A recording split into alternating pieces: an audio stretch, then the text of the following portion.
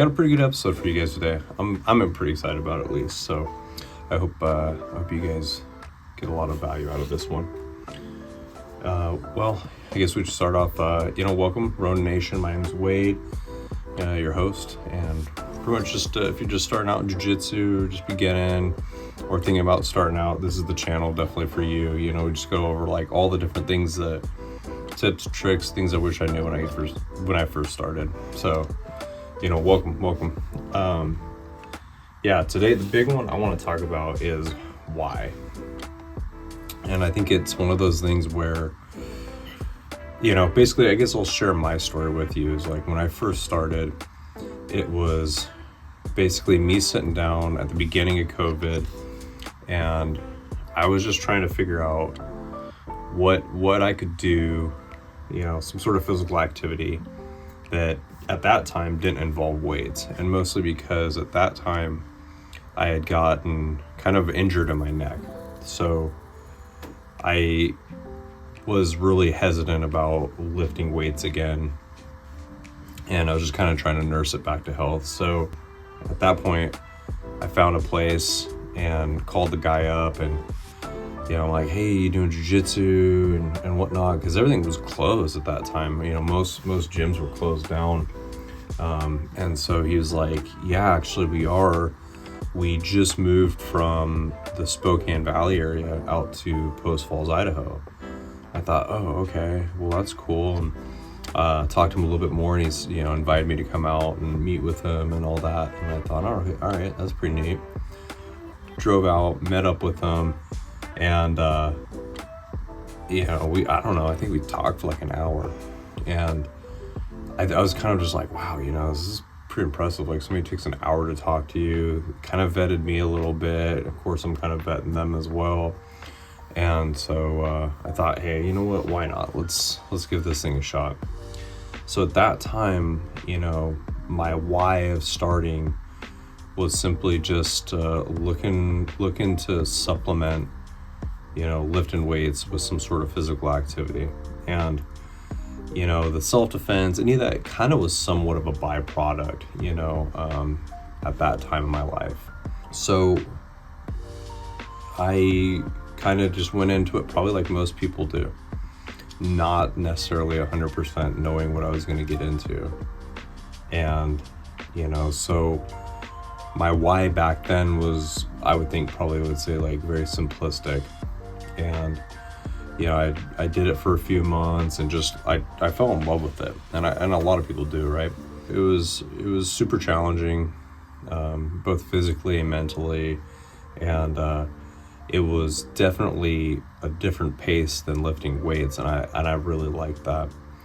And so at that point, then a few months in, my why changed. It was get out and compete, be the hardest dude on the mat, and don't get tapped, don't do this, don't get tapped, and looking more at jiu-jitsu like it was a win-loss.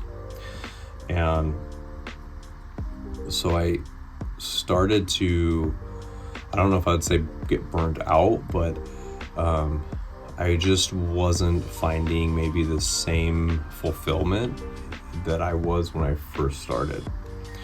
And then my work schedule changed, and a couple things happened, and I started kind of getting to this point where I got, the quote unquote blue belt blues. And so I wasn't contemplating leaving jiu-jitsu, but I was kind of just like, okay, what is there to this? Like, what am I going to do? Get a black belt and then quit? Then I started realizing that it was becoming a journey that probably would never end if I was going to pursue black belt and all that. So I was just kind of having this thought of like, why do so many people quit? Those black belts are like, less than 1%, right?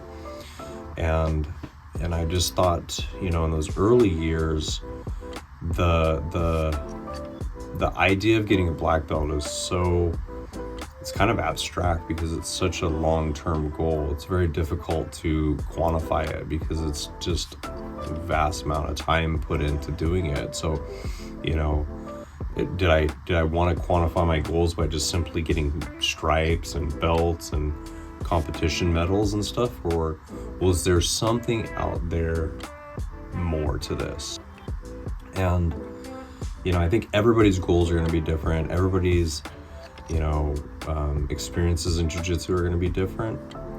And in that is that for me, it had to become personal. My why had to become very personal. And so I developed the idea of actually starting Rona Nation, you know, a place where, you know, people in their first beginning years can come together and basically share kind of this, you know, their whys and the pains and all the things that they go through and the tips and tricks to help one another stay committed to the goal of one day achieving a black belt, and then hopefully, you know, continuing on beyond that. And so, you know, I basically encourage you all to sit back, you know, whether you haven't started jiu-jitsu yet or not, or you're in it for a few years or a few months, take the time and write down, why are you showing up to jiu-jitsu? Because there's gonna come a time you haven't been promoted in a long time, maybe you suffered an injury, maybe work and family stuff is making it a little bit harder to get to the gym, and you kind of get in that desert where, you know, you're kind of contemplating whether or not you should be there. And I firmly believe in writing a why down that you can go back and revisit is something that will be of big use and benefit to you later. Some facts, I guess you would say, which these are statistics, and I don't know, you know, of course you look up anything on Google and everything's a little bit different, but basically, you know, for goal setting, I found that less than about 3% of people set goals, 1% of them write them down actually. And Harvard Business Study stated that people who write their goals down are basically 10 times more likely to achieve those goals. When you write down your why and then you write down your goal, that really makes it that much more concrete, something that you can refer back to later when you're having difficult times. And, you know, I would encourage you reading Simon Sinek's book. It's Starting with Why. It's more tailored towards business, but basically the gist of the whole book is cause, purpose, and belief, and that why people buy into your products.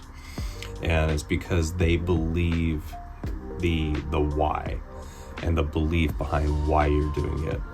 And I think that translates well to us, because if you believe in your heart of hearts what you're doing matters and that there is purpose behind that, you know, in those really low times, that's the motivation, the discipline to continue on, and will increase your chances of sticking with it. Because as anyone who's already done jiu-jitsu for, you know, any amount of time, and for those of you who are just getting into it, you know, it's not the easiest of sports.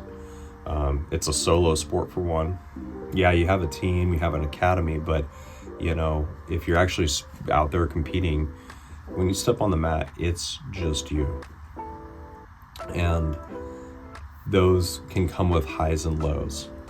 And then even just, you know, on the ride home after training can be some tough times where you're just reflecting on, like, what am I doing? I'm doing terrible. I suck. Like, you know, I mean, I've had so many times where I'm just driving home like, what am I doing with my life? You know, like, is this really, like, good? What am I doing? You know, so read that book, definitely write down a why and write down your goal. Another great book I ended up just getting done with is Worth Defending, which is Richard Bresler's memoirs of basically being the first American student of jiu-jitsu in the US, and it's an extraordinarily interesting story. He was definitely not, the typical archetype that you would think of when you think of somebody who would be training with Rorion Gracie. And he's like 144 pounds. He had substance abuse issues and different things, but he found purpose, and he found, this undying belief in what Rorion was teaching and Horion's vision for what jiu-jitsu was going to be in America. And, I don't want to ruin any of it for you, those of you who are going to go check it out, because you really should. I mean, I would suggest anybody who is even considering to start jiu-jitsu to read the book, because I feel like it gives you a lot of insight into the overall, I guess, art of what jiu-jitsu really is at its core. An interesting story in the book, starting with why, it's basically the story of Orville and Wilbur Wright, and they were kind of basically just, putting this team together of like very passionate people that believed in what they were doing. And there happened to be another gentleman at the time, Samuel Langley, and it's not that I really know the history behind it too much, but basically he seemed to have like all the resources to be able to achieve flight. The money, the backing, he had the smartest of the smartest, just this team that you would look from the outside and think, holy smokes, they're going to be the ones. And then you looked at Orville and Wilbur Wright's team, and it was like, oh, geez, it's kind of hodgepodge. They're sinking their own money into it. And, they got the long shot, right? But the big defining thing is they had this like undying, passion and belief and their why. And so, of course, they went out and, like history says, they ended up making first flight. And the interesting thing is that Langley was really more wanting to be rich and successful. That the day he found out that Orville and Wilbur had made the first flight, he completely quit. He didn't attempt to improve upon it, didn't change it, he just stopped. Now, it's interesting because I think it just details is that,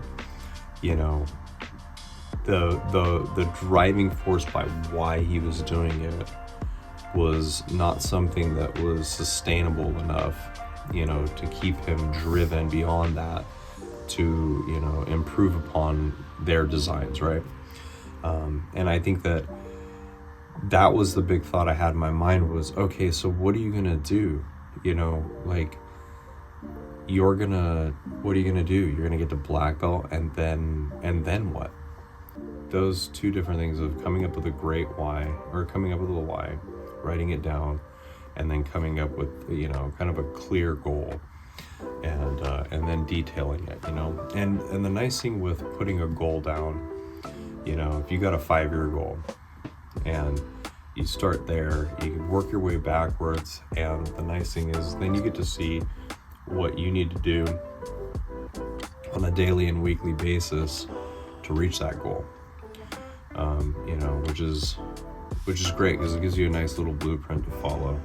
So I encourage you guys to do that, and hopefully it works for you. I encourage you guys, please read. I would definitely read Worth Defending. It was an amazing book, and it really gave me, and I think would give everybody great insight to the start of the sport, just coming from a self-defense.